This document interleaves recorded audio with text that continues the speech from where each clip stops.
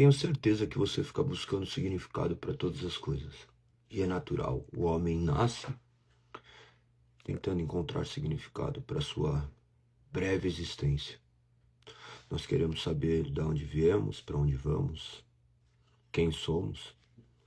Enquanto não encontrarmos as definições que saciem os nossos desejos, nós não nos conformaremos. Nós somos criados, educados.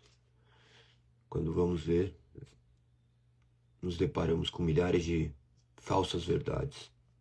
Acreditamos em mentiras, tomamos como verdades, vivemos todos errados, até que um dia nós nos curvamos diante do jeito certo. Existe jeito certo? Claro que existe. Esse jeito certo foi definido, estabelecido. Não apenas por palavras, mas por ações. Nós vemos claramente a história, que não é uma ficção, mas a realidade. A perfeição habitando a terra, a perfeição caminhando entre homens imundos, a perfeição fazendo aquilo que nós não conseguiríamos fazer, cumprindo tudo aquilo que deve ser cumprido, fazendo tudo aquilo que deve ser feito. Que você possa meditar, que você possa buscar a verdade. Então, conhecerão a verdade, e a verdade vos libertará.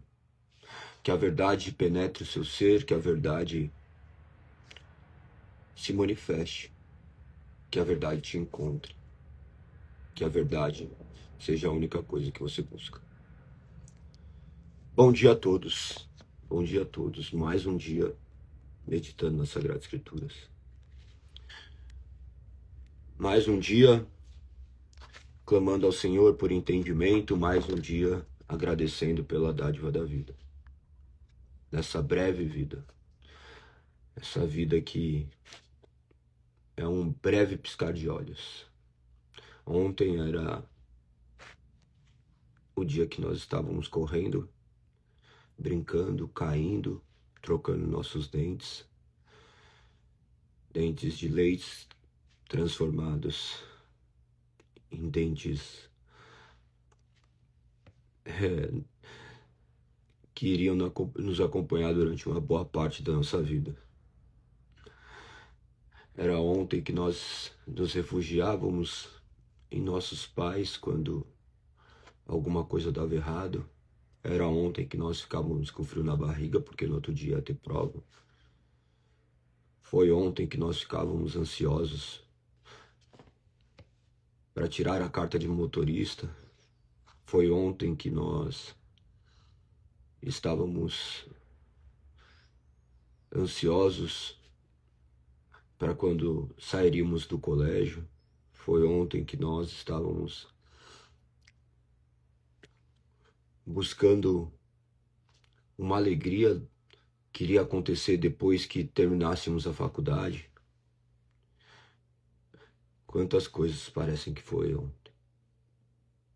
Quantas coisas. As coisas passam muito depressa. O tempo passa muito depressa. Se nós não olharmos para aquilo que é essencial, nós nos perderemos. Se nós não olharmos para aquilo que é fundamental, nós ficaremos distraídos. Distraídos o tempo todo. Deixaremos de acompanhar as mais belas paisagens. As paisagens que vão partindo, que vão se perdendo, porque nós estávamos olhando para aquilo que não era essencial. Quantas coisas, quantas coisas. É muito bom olhar para a velhice, para as coisas que só o tempo pode nos trazer. É muito bom se deparar com pessoas mais velhas, estar ao lado delas, observá-las.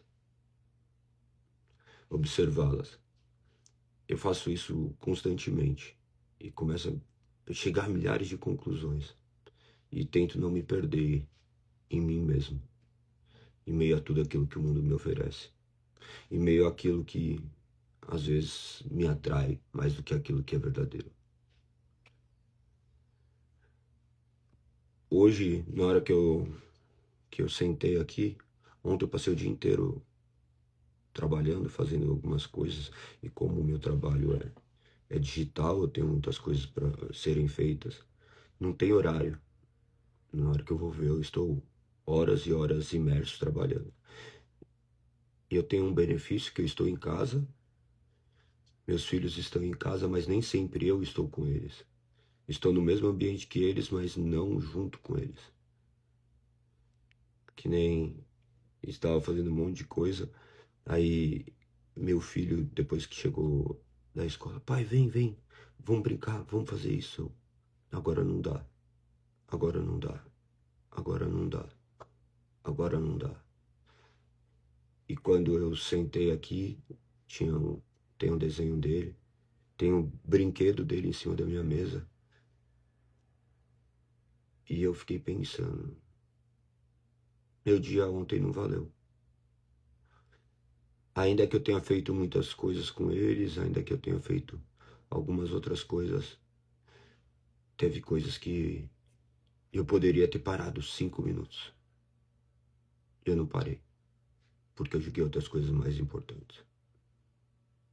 Lógico que existem prioridades, mas eu fico pensando, será que custava eu ter parado 5 minutos?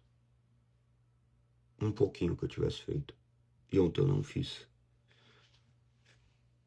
Eu não fiz, eu fiquei agora falando, nossa, me veio. Eu falei assim, eu não fiz. Eu não fiz. Eu perdi. Eu não vou poder brincar com ele hoje, sendo que eu não brinquei ontem. O que eu não brinquei ontem eu já perdi. Lógico que eu vou brincar hoje e tudo bem. Mas os dias vão passando e a gente não vai conseguir buscar no passado a felicidade que nós teríamos que ter abraçado no exato momento. É uma loucura, né? Viver essa vida é uma loucura. Contemplar a existência é uma loucura. E nós ficaremos realmente loucos se não olharmos para aquilo que é certo. Olharmos para as pessoas mais velhas e vermos aquilo que realmente vale a pena. Você vê pessoas mais idosas,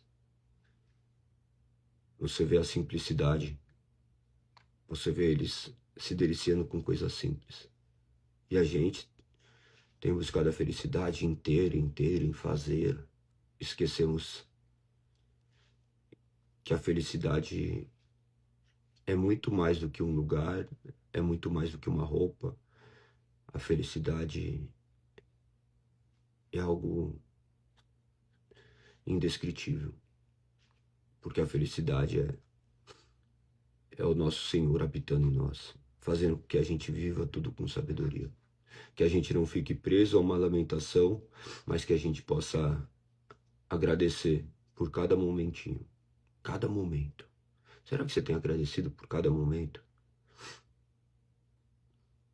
Ou talvez não sejamos aqueles que, quando estivermos enfermos, num leito de hospital, nós olharemos e ficaremos, mas, Senhor, eu quero mais alguns dias apenas. Quero ter mais alguns momentos aqui, Senhor. Como será? Como será os nossos dias? Será que pediremos e clamaremos por mais momentos para serem desperdiçados ou para serem vividos? Será que você tem vivido ou apenas existido? Será que você tem cometido os mesmos erros do passado? Será que você tem vivido? De que forma? Pense nisso. Pense nisso. Pense nisso. Você vai ver pessoas no seu leito de morte, nas suas últimas horas. Se eles tivessem a oportunidade de ter mais alguns minutos, eles não gastariam na Disney, buscando, sabe lá o quê? Eles queriam ter mais momentos com aqueles que eles amaram. Queriam ter a oportunidade de dar os últimos abraços, as últimas palavras. E por que que nós não vivemos assim? Como se todo dia fosse uma partida. Todo dia é único. Todo dia é o último dia. Viver a eternidade no momento. E viver a eternidade está em contemplar aquele que é eterno. Conhecer aquele que é eterno, de forma que eu possa me conhecer. De forma que você possa se conhecer. Se eu não conheço Deus, tampouco eu conhecerei a mim. E se eu não conhecer a mim, tampouco conhecerei a Deus. Este ciclo é infinito, mas que nós somos norteados. Norteados é guiados. Guiados por uma palavra, criados por um verbo. Guiados por Deus, pelo seu Santo Espírito, que não quis nos deixar perdidos, que não quis nos deixar vagando. Ele penetra no nosso ser e nos traz essa paz que excede todo entendimento. Essa paz que nos direciona a uma vida que vale a pena ser vivida. Que você possa encontrar essa paz. Que você possa meditar nessa paz. Que hoje seja um dia diferente na sua vida. Que você hoje tome decisões. Que você hoje faça aquilo que deve ser feito. No exato momento que acontecer, que suas decisões sejam sábias. Não decidir é decidir. Não fazer é fazer. Que você saiba que de todas as suas ações derivam consequências. E que você esteja pronto para tomar as melhores decisões. Nós temos uma palavra que direciona todas as decisões que nós devemos tomar e ainda assim nós somos livres para tomar os devidos caminhos. Mas nós não somos livres das consequências das nossas escolhas. Que nós possamos entender tudo isso. Que nós sempre, ainda que livres, estamos escravizados a algo. Que você possa observar aquilo que te escraviza. E, acima de tudo, observar aquele que te libertou. Aquele que te libertou. Por intermédio da Sagrada Escritura, por intermédio de tudo aquilo que nós temos meditado aqui. Nós temos meditado dia após dia nas Sagradas Escrituras, clamando ao Senhor para que Ele penetre no nosso coração e nos direcione a uma verdade. Que você possa crer. Crer naquele que habitou entre nós. Naquele que suportou na cruz o peso da condenação que deveria recair sobre nós. Que você possa agradecer.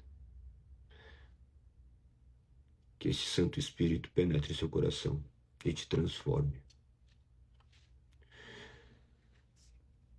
Essa confissão de fé de Guanabara é a melhor confissão para a gente refletir. Porque ela é muito objetiva, ela é muito clara. Porque não são palavras, milhares de palavras, mas apenas algumas simples palavras que estão repletas de informações.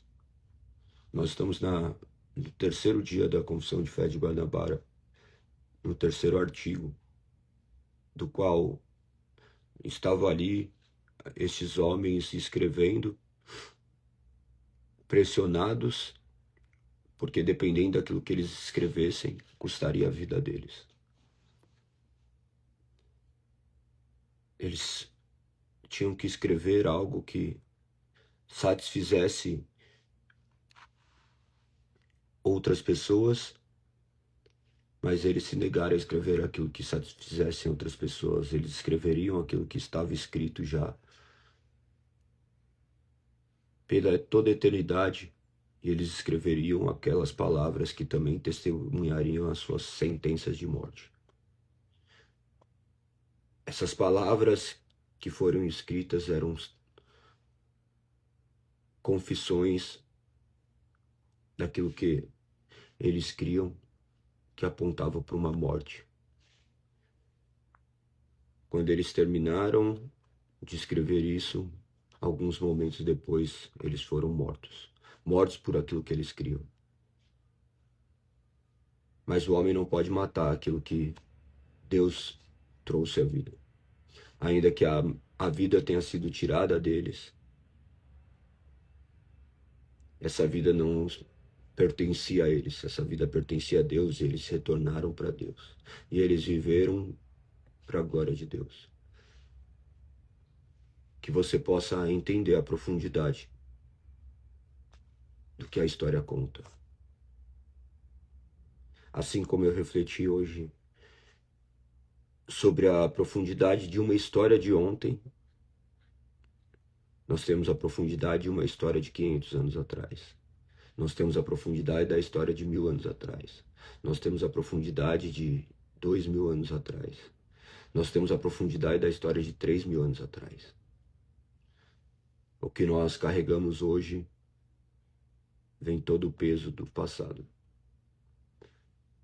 E também toda a glória, que não é só do passado. Ela é do presente e do futuro e para sempre. Que você possa enxergar Deus e tudo. E que você possa fazer como esses homens. Manifestar o que você crê, ainda que isso te custe a vida. Ainda que faça você perder oportunidades que você julgava valiosa. Ainda que faça parecer loucura. Porque essa é a verdadeira verdade. Redundante, verdadeira verdade. Porque a verdade sempre é verdadeira. Mas no mundo que nós vivemos, nós sabemos que não. A verdade nem sempre é. Porque a verdade é uma pessoa, um ser, uma palavra. Que você possa encontrar somente nessa palavra a soberana verdade. Que você possa ter exemplo desses homens e terem grandemente em você as palavras das Escrituras. Não decorando versos, capítulos, versículos, se assim fizer, melhor. Mas entendendo o conceito de tudo. O conceito daquele que te chamou. Daquele que te amou. Daquele que entregou a vida por você, mesmo sem você merecer. Esse terceiro artigo trata de uma frase bem pequena, mas que tenho certeza que você vai pensar nela o dia inteiro. Diz assim, o terceiro artigo da Confissão de Guanabara. Cremos quanto ao Filho de Deus e ao Santo Espírito, que é a palavra de Deus, e a doutrina apostólica e o símbolo nos ensinam. Lembre-se que nos artigos anteriores, primeiro ele vai e manifesta que ele cria em um só Deus. Que somente um Deus para ser adorado. Em meio a um caos onde as pessoas adoravam outros deuses e se curvavam a uma série de imagens, ele proclamava que adoraria somente um Deus, que não se curvaria diante de outras imagens. Somente um Deus para amar, para adorar, para invocar, para rogar, somente um Deus.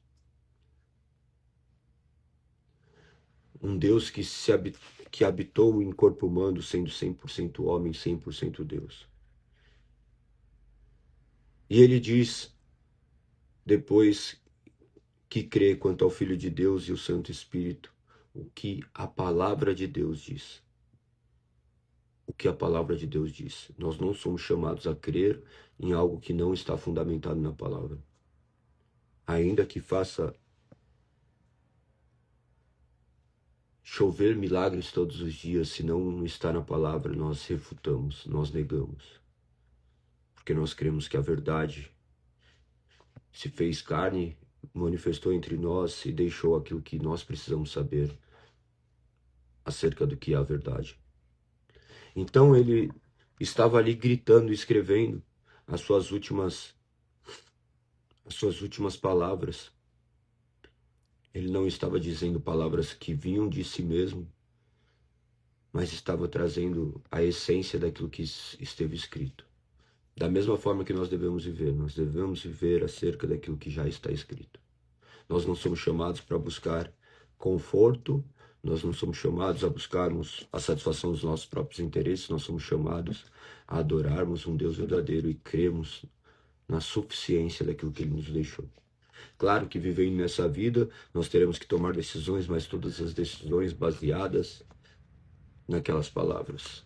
Eles poderiam ali terem tomado decisões. Ah, vamos seguir o que todo mundo segue, depois a gente muda. Não tem problema, é só um errinho de nada, não vai pegar nada. Vamos escrever aí então coisas aqui que os agradem, então nós viveremos. Eles preferiram escrever a verdade e morrer do que mentirem para si mesmos, do que profanarem aquele que os amou. Eles não tiveram medo de dizer e de viver aquilo que era verdade. Pense que hoje nós não corremos esse risco. Se você hoje nega a Deus, no outro dia te recebem tranquilamente dentro de uma igreja. E vão te tratar bem e glória a Deus por isso. Mas pense que naquela época era outra história. Pense que olha o que aconteceu com os cristãos. Quando ocorreu a morte de Cristo, ele ressuscitou, o evangelho foi pregado, o Espírito penetrou nos corações, os trouxe a viver em uma comunidade, começou a ocorrer milhares de perseguições. As pessoas pediam para que as pessoas se curvassem diante das autoridades, dos impérios. Aqueles que eram cristãos se negavam a se curvar diante de outros imperadores, de adorar outros deuses. E isso fazia com que eles estivessem sujeitos à morte, completamente vulneráveis. As pessoas pegavam e falavam assim, ó, o seguinte, tá aqui, ó, você vai ter que adorar esse Deus. Se você não adorar esse Deus, você adorar esse Deus que você está dizendo aí, você será morto. O que você vai fazer? Você tem que negar que ele é Deus. Você vai negar que ele é Deus? Ou você quer morrer? Pessoas escolhiam morrer. Mas tinham pessoas que falavam assim, eu nego que ele é Deus. Negarei que ele é Deus. Olha que decisão difícil. Todos os seus familiares, imagina você, mãe, pai. E aí? Quem é esse Deus que você crê? É esse? Deixa eu ver. É esse mesmo? Você crê nele ou você vai se curvar diante do império? Você vai adorar estes deuses que nós estabelecemos? Eu continuarei adorando meu Deus. Você vai morrer. Neste exato momento. Seus filhos vão ver você morrer.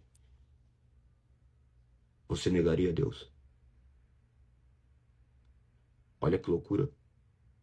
Olha que decisão. Impossível se colocar na pele desses homens. Impossível. Imagina seus filhos ali olhando, gritando, tentando te abraçar e um monte de seguranças, um monte de soldados o impedindo de correr até você.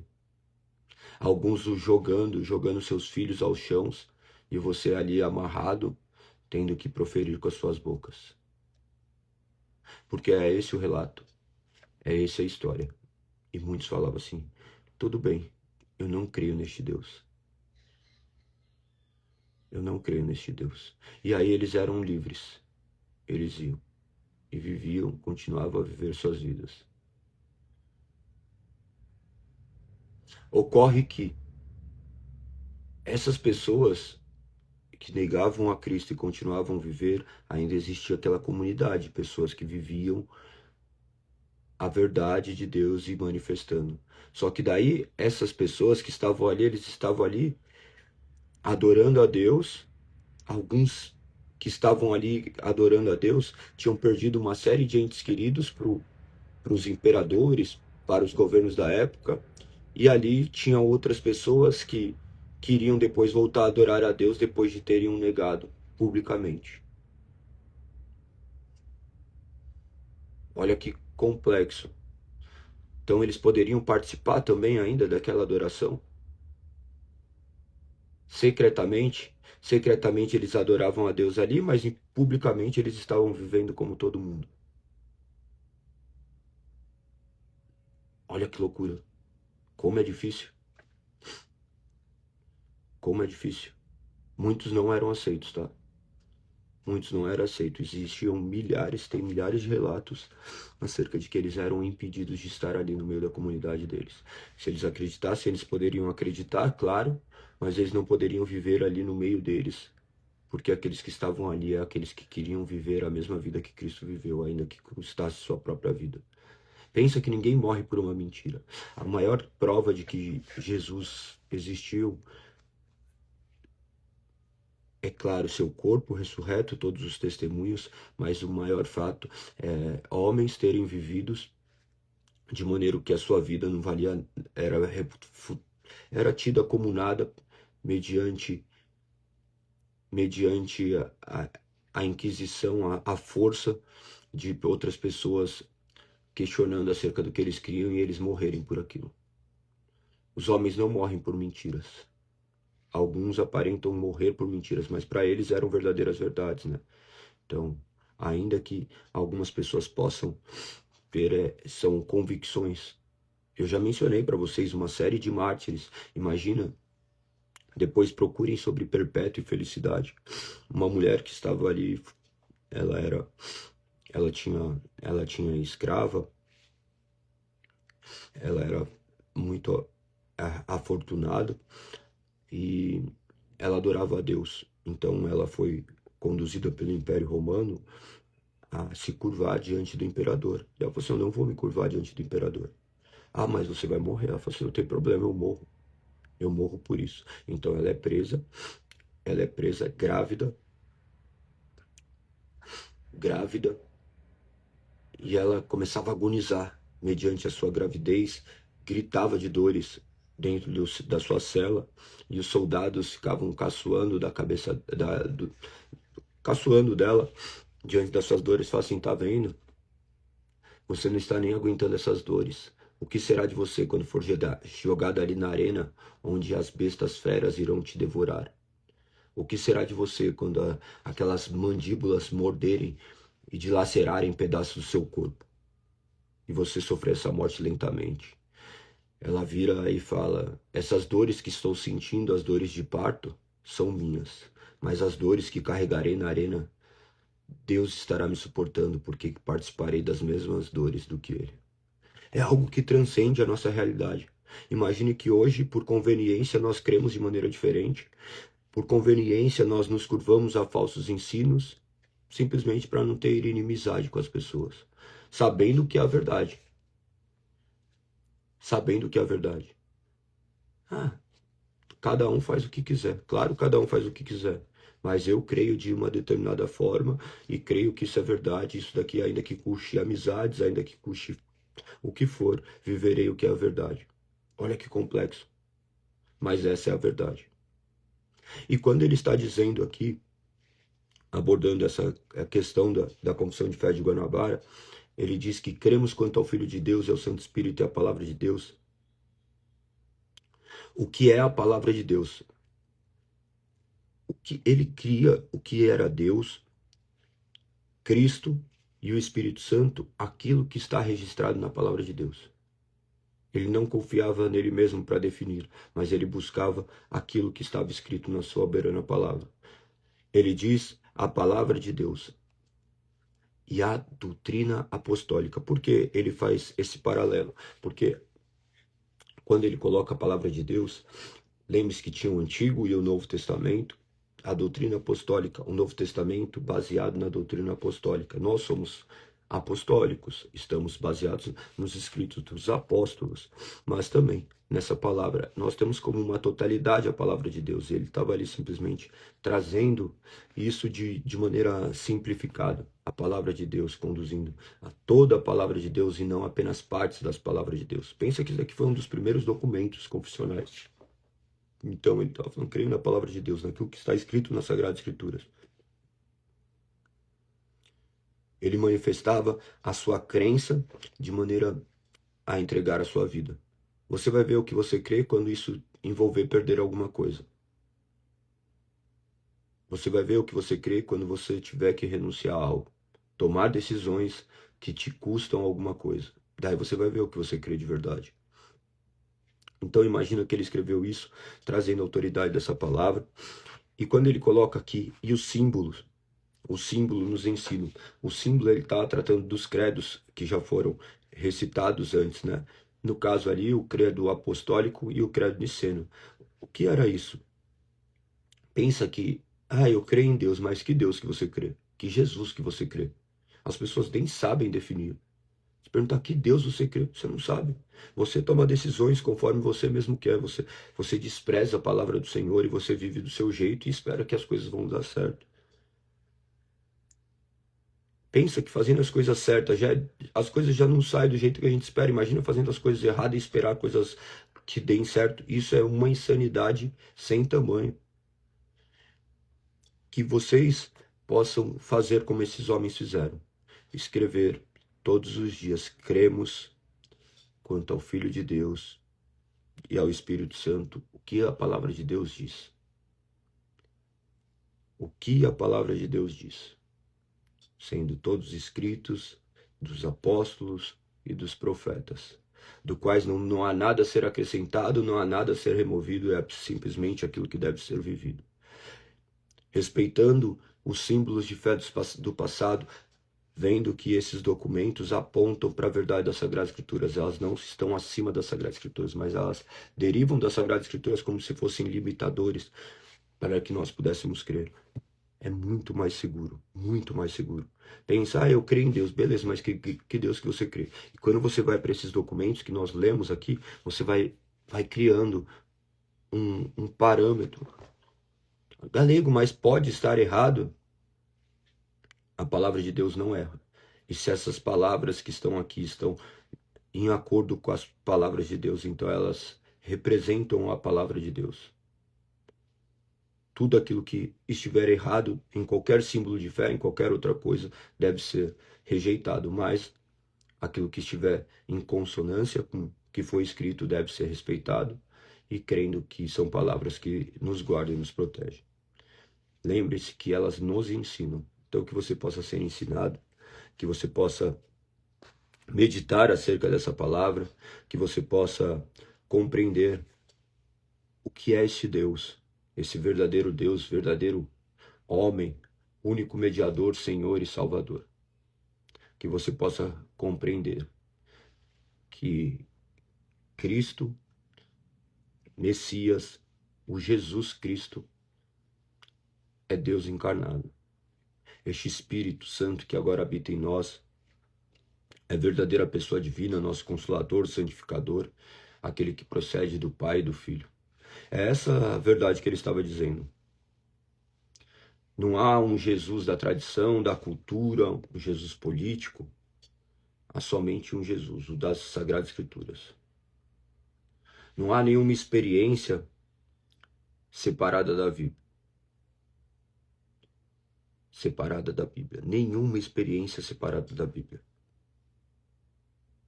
Há simplesmente o Espírito que inspirou a Bíblia e aplica a Bíblia ao nosso coração. Não são nossas experiências que determinam que é Deus, mas é Deus que determina quais experiências provém dele, porque nós estamos completamente mortos.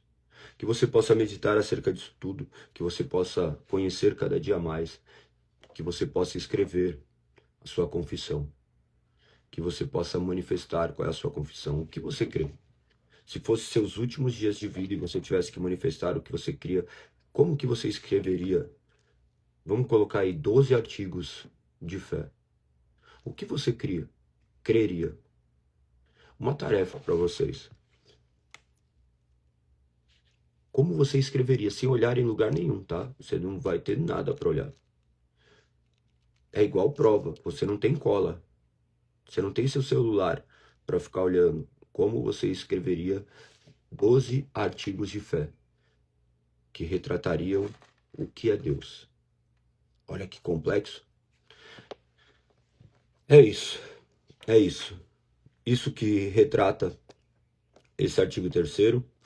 Vamos agora para o nosso 21º livro da Bíblia, de 66, livro de Eclesiastes, onde nos traz ali a vaidade sem Deus é o único sentido.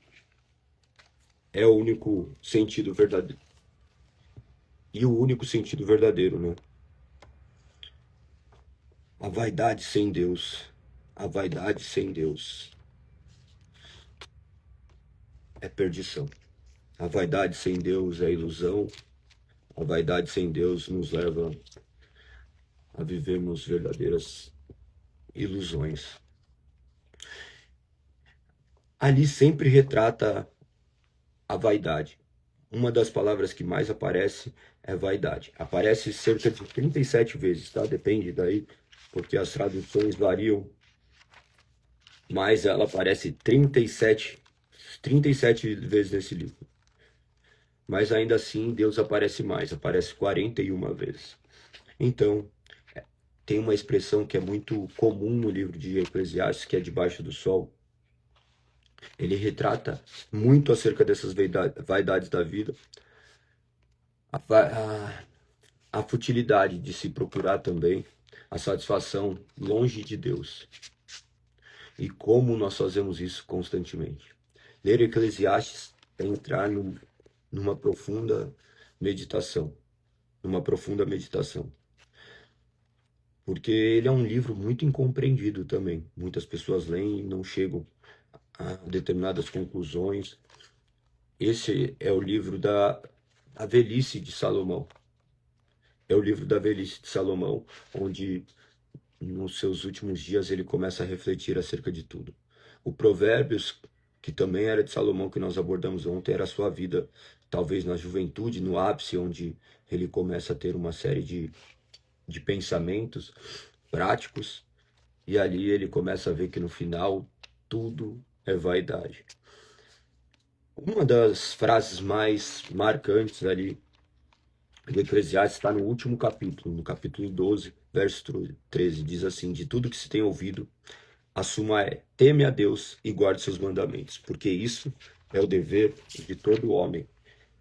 Na versão que nós usamos está diferente, mas o sentido é o mesmo. Quer ver como que tá? Deixa eu abrir aqui.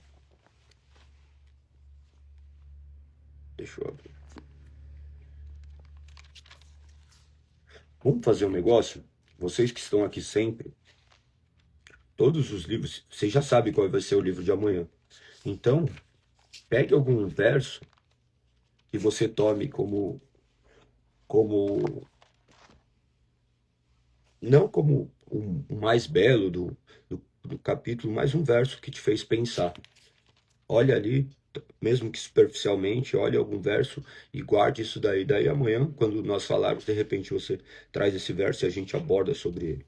Então, Eclesiastes, capítulo 12, verso 13, que é o penúltimo verso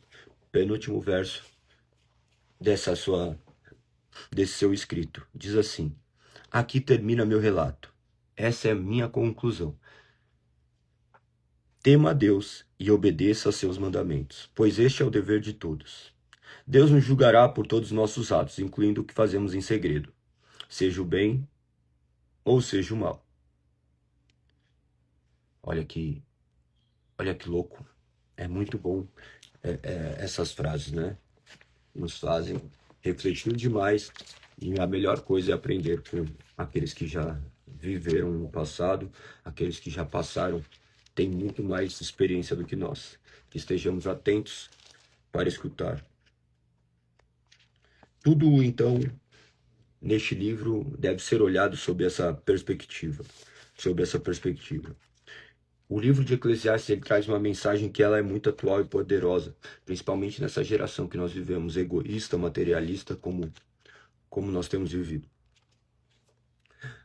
Você vai ver que nós somos insaciáveis. Quanto mais buscamos, mais tivermos, nada isso preencherá o vazio que existe dentro de nós. Nunca encontraremos sentido na nossa vida, nos nossos bens, nas nossas conquistas, e nem na abertura que eu estava refletindo sobre isso, que a gente acha que eu vou ser feliz quando eu comprar aquele carro. Eu vou ser feliz quando eu passar na faculdade, eu vou ser feliz quando eu tirar a carta de motorista, eu vou ser feliz quando eu casar.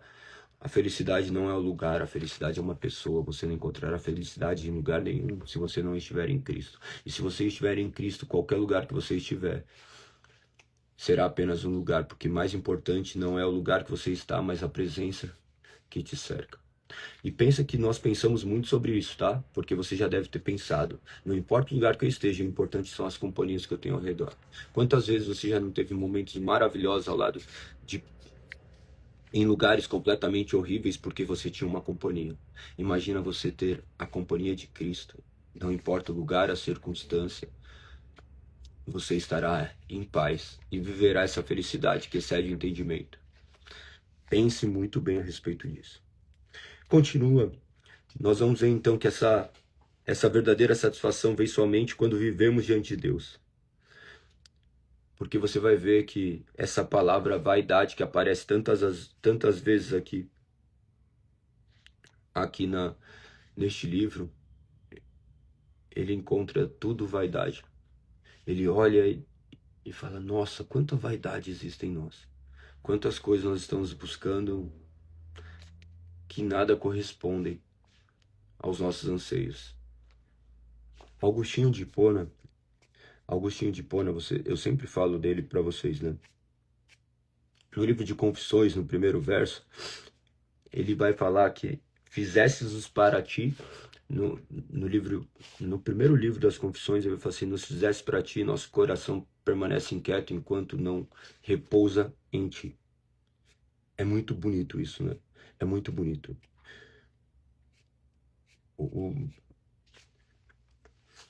Tá em Confissões, no primeiro livro. Aqui, ó. Aqui, eu vou abrir para vocês. Eu tenho que ir embora. Calma aí. Tenho que dar aula.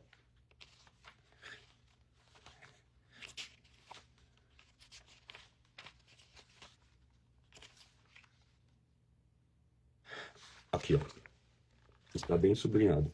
Contudo, o homem, pequena parte de tua criação, deseja louvar-te. Tu mesmo os exercitas a isso, fazendo com que se deleite em te louvar, porque nos fizestes para ti, e nosso coração está inquieto, enquanto não encontrar em ti descanso. É como se ele estivesse ali olhando para Eclesiastes e falando assim, ixi, busquei minha vida, um monte de coisas, mas agora eu tenho você, eu tenho o meu descanso. É muito belo, né? Sabe, tem uma música que é muito legal, que fala assim, que eu vaguei mundo afora, mas não encontrei o que tenho agora. Eu tenho vocês. Só faltava eu perceber. Essa é a realidade. Então continua dizendo, olha que interessante. Um mundo cheio de vaidades, somente o próprio Deus pode nos preencher e dar significado à nossa existência. Tem um homem chamado Charles Simeon, ele disse assim, ó, há duas lições que o cristão precisa aprender. Uma delas é desfrutar Deus em todas as coisas, a outra é desfrutar todas as coisas em Deus. No final, o livro de Eclesiastes nos remete a essa reflexão. Uma delas é desfrutar Deus em todas as coisas, a outra é desfrutar todas as coisas em Deus. Que você possa seguir essas duas lições. Que você possa enxergar Deus em todas as coisas, se deliciar nele e saber que ele é a resposta para suas mais cruéis dúvidas, que ele é o seu refúgio, ele vai ser a sua segurança. e ele vai ser aquele que irá lhe consolar quando o chão se perder. Ele sempre foi o chão, ele sempre foi a paz, ele é tudo.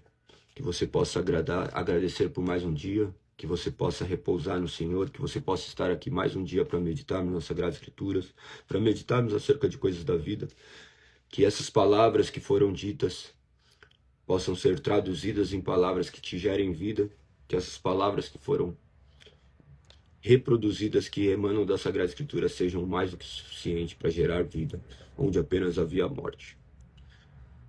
Que possamos viver como bons servos, glorificarmos o nome de Deus, não apenas proferirmos o seu nome, mas vivemos para honra e glória do nome dele. Beleza?